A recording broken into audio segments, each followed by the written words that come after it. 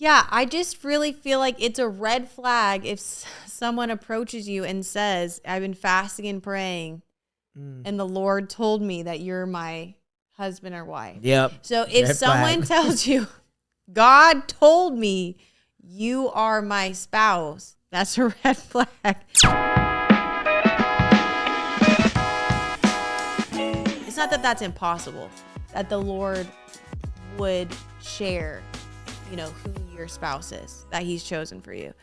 But if it's so early on, like you don't know the person, you're not dating, like it's so early on in the process, it's still not impossible that the Lord spoke that. It's just that it shows immaturity, and that immaturity is a red flag. That's really good. Yeah. I agree with because you. that can, even if they're not intending it, it can be spiritual manipulation. Yeah, that's very true. Yeah, and I just think that is not healthy, and I would be very careful of that. Yeah. Yeah, and did that ever happen to you? No. I feel like more Yeah. no, I would say there's probably some girls that have done that before. Yeah, without a doubt. Yeah. Another red flag, I think, is that they do not observe any spiritual disciplines, such as they don't pray, they don't fast, they don't read the word of God. Because the reality is, when the going gets tough, one of the things that you're able to fall back upon is the disciplines that you have in your life, the spiritual disciplines that you have in your life, because they are able to carry you through. So if there's no evidence of the spiritual disciplines in their lives, then it's a red flag.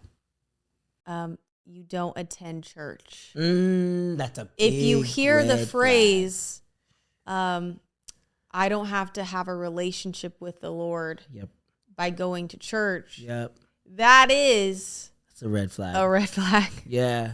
Or they don't believe in religion, they believe in relationship. There's like key phrases I don't believe that in religion. Wow. reveal a doctrine that they have believed.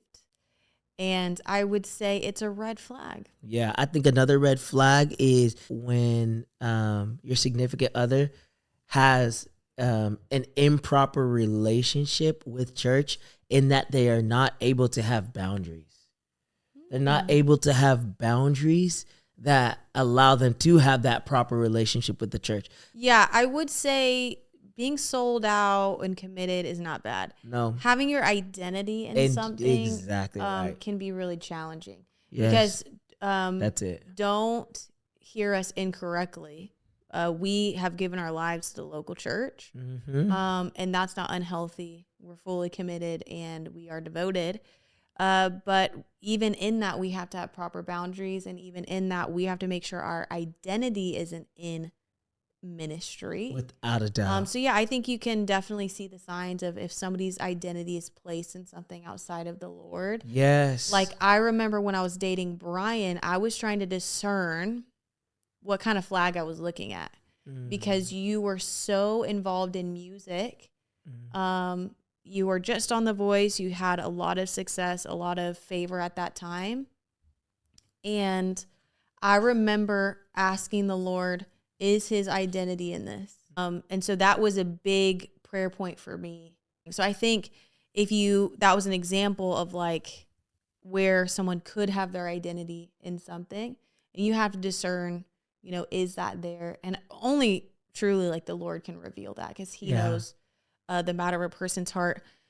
I would say this is a really big one. I actually think there's certain theological beliefs that if you're not aligned on, it's a red flag. For example, I'm a woman who leads in ministry, and so it would be a red flag if you felt genuinely called to be a leader in ministry, but your significant other doesn't believe that women should lead in ministry. Yeah.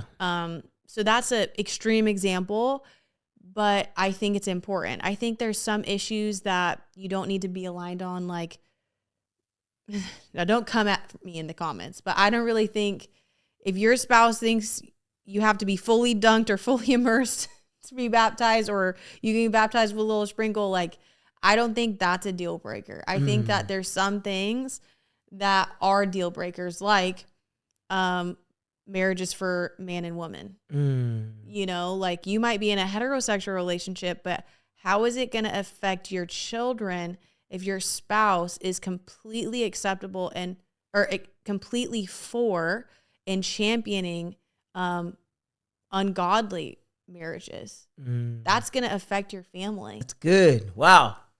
So there you have it. Red flags in Christian dating.